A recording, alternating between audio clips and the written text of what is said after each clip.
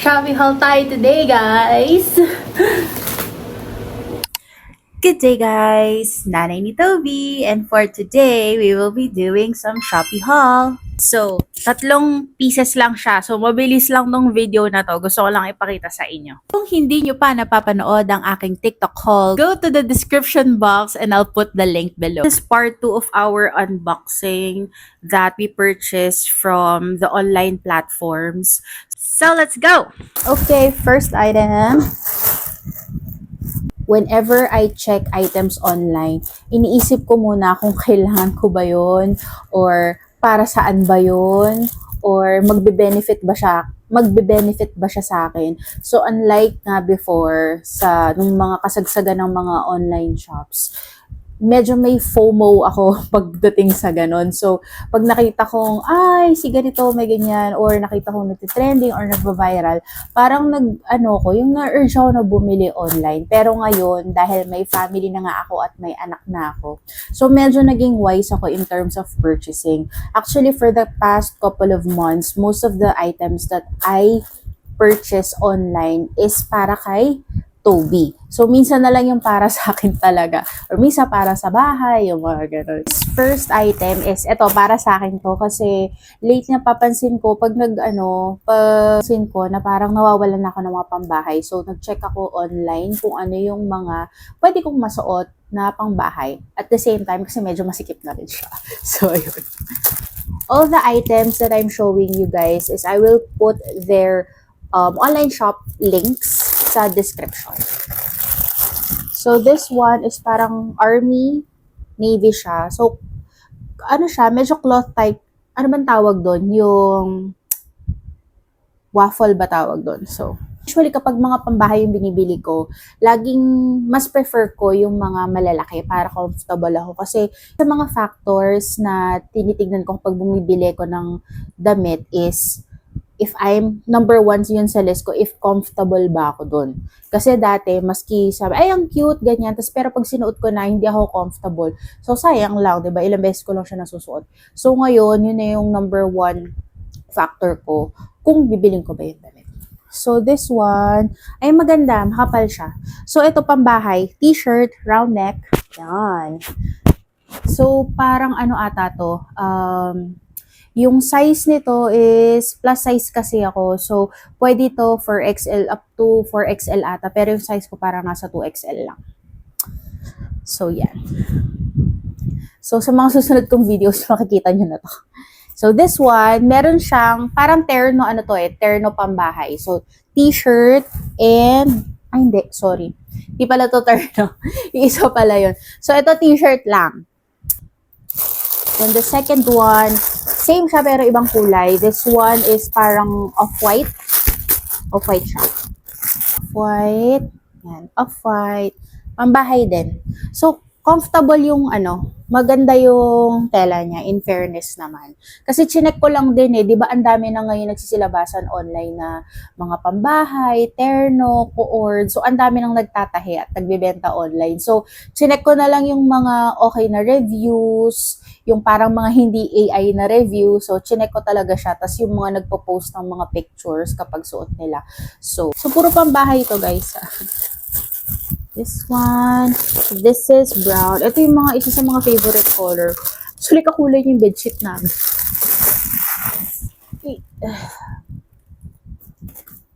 This one, it's size, actually, hanggang 5XL to. So, yan. Pero feeling ko fit lang siya sa akin kasi para siyang spandex na cloth. So, yun. So, this one is terno. Brown. And then, the shorts. So, very pambahay. But ang ganda. Maganda yung pagkakatahi.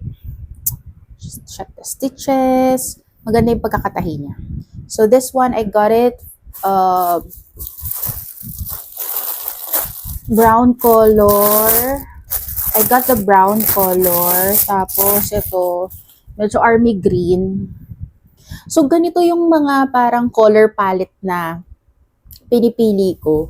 Kasi parang one time, may nagbigay sa akin ng parang lip tint. Tapos, medyo orangey siya. So, sabi nila, ay, parang nag-glow ka doon sa, after mo mag-put nung, parang lip tint. Tapos, na-realize ko, yung ginagamit ko na lipstick for Bare and Bliss, medyo orangey din siya. Hindi siya brick red pero nandun siya sa pink and orange. Basta parang ganon. And then, napapansin ko parang mas nagba-bright yung, yung mukha ko, ganon. Nawawala yung, parang hindi nakikita yung eye bags ko. So, naisip ako bigla, hindi naman ako ng mga nagpapa-color analysis. So, feeling ko nandun ako sa autumn side, yung mga brown, mga rustic, yung mga ganon na palette. So, yan. Here. Same lang din siya. Round neck. Actually, naghahanap ako ng mga V-neck o kaya yung square neck. Yung square neck yung mahirap, pero yung square neck yung pinaka-fit talaga sa akin. Yung hindi masyado napapansin na sobrang bulky yung arms ko. Tsaka, medyo na-enhance yung body features ko kapag round neck. Pero nga, yun, ang hirap maghanap ng ng square neck. Ang hirap maghanap ng square neck online. Usually, V-neck tsaka round neck lang. And then, ito, orange. So, within my color palette pa rin. Spaghetti ba to? O yan. Para komportable naman. Hindi nito makita sa video kasi hindi ako sa video. So, ito, orange. Orange lang. So, yun. Yun yung mga clothes. Siguro gagawa ko ng separate video para dito. Kasi para sa kitchen to eh.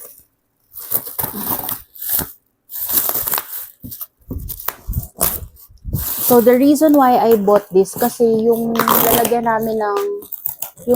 namin ng plato, lang yun, ni-recreate ko lang. Galing talaga yun sa parang lalagyan ng mga plato na cabinet. Tapos sabi ko, ay sayang magagamit to pang dry ng mga plato. So, ginawa ko, kinonvert ko siya as dish rack, ganun. So, siguro mga 1 year na din. And plastic kasi yun. So, imagine na kapag medyo nagsistay yung water dun sa dish rack. So, medyo nagiging, may yung madulas. So, ang hirap linisin. Dapat dalawa siya. Hindi ko tuloy maalala ko ano yung in-order ko. Kasi dalawa siya. Tatlo? Oh, tatlo pala. So, let's see. So, this one. Alam niyo ba to? Alam niyo ba to para saan to? Uy, kitchen kitchen accessories to. Ay, ang laki niya. Kasya ba to sa namin? Sa sink? Kitchen sink? Okay, so ito, feeling ko isa sa inyo yung mga ganito na. So, kitchen accessory. So, di ba kapag naguhugas tayo ng mga gulay, ng mga meat, so gusto natin, hindi masyado babad sa water. So, ito, ilalapag mo lang sa sink, tapos nandito na yung mga vegetables, yung mga hinuhugasan nyo bago lutuin. So, ayun. Malaki pala siya. Actually, hindi ko alam na ganito siya kalaki. Pero mukhang kasya naman sa...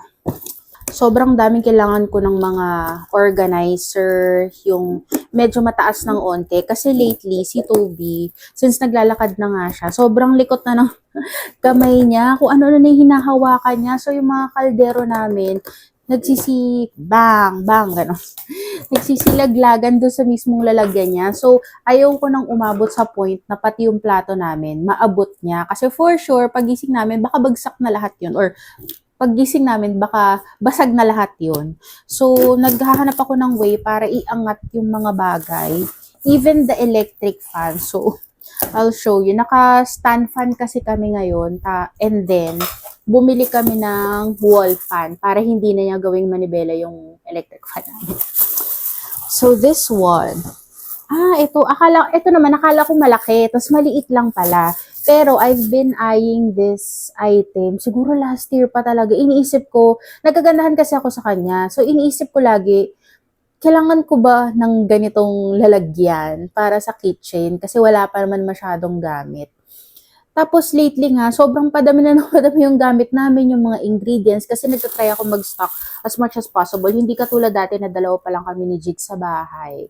After namin magpakasal is... At least, kung wala, edi go, diretso sa grocery. Pero kasi ngayon, may kasambahay na kami, nandito na si Toby. So, parang tinatry kong mag-stock ng at least isang extra or 2 extra sa ingredients na yon para hindi na pabalik-balik sa grocery. Kasi sobrang layo ng ng grocery dito at wala ding palengke. So, kapag may mga nakakalimutan ka, kailangan mo pa talagang mag-drive palabas ng subdivision. So, eto, feeling ko familiar na sa inyo to kasi pag nag-search kayo ng kitchen organizer, kitchen cabinet, isa to sa mga top search. Isa to nasa mga top search na items. Pwede dito yung mga condiments namin, yung mga nakasachet. Yan. So, ganyan siya, oh. See. So, this one, paano ba ipapasok na ano to? Yan. So, first layer, parang pwede rin siya sa mga office supplies ko. Kasi marami akong mga office art supplies kasi nga nagka-candle making ako dati tsaka nag-alcohol scent making. So, parang ang dami kong mga art supplies kapag yung mga sa packaging. Ang daming natira sa akin. So, there. Ayan. See. Oh, ang ganda. Mukha siyang matibay. Loose lang siya. O, tama ba yung pagkakalagay ko?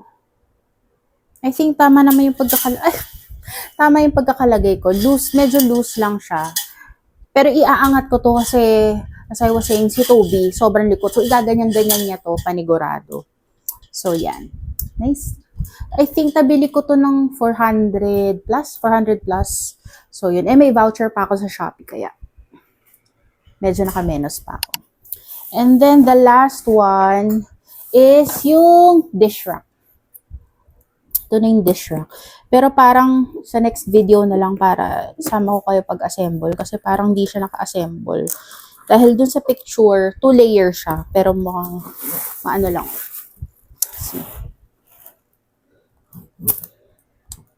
Actually, kawawa yung mga riders late. Ito nga medyo basa, oh. Sobrang lakas ng ulan.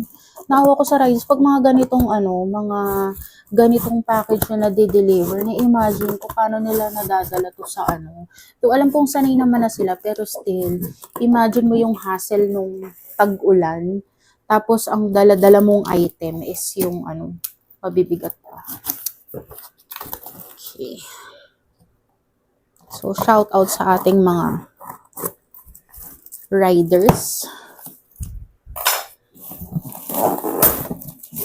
Sana kung ano yung mismong picture doon sa Shopee, ganun din sa actual. Yung binili ko kasi green tsaka gold. And I hope that this will last. Para di naman ako masyado bili ng bili. So, ito yung sa baba, yung parang saan mapupunta yung tubig kapag ilalapag mo yung plates mo tsaka utensils. And then ito. So, hindi ko alam kung makikita sa video, pero ito, gold. Tapos may touch of green siya. So, 2 layer naman siya. Ayan, ito yung pang niya, sa gilid. So, probably gagawa ko ng separate video para i-assemble to at ilagay dun i-replace dun sa kitchen rack namin. Kung kailangan mo tong items na to, I will put the link in the description below for you to check out. And one thing that I can recommend is to really check the reviews sa different online platforms. And for those individuals na nakapag-purchase na nitong mga items na to, please comment down below and share your feedback kung ano yung mga experience nyo in using these items. Kung nagustuhan mo tong video na to, you can check our page and subscribe to our channel for more videos. Thank you guys! Bye!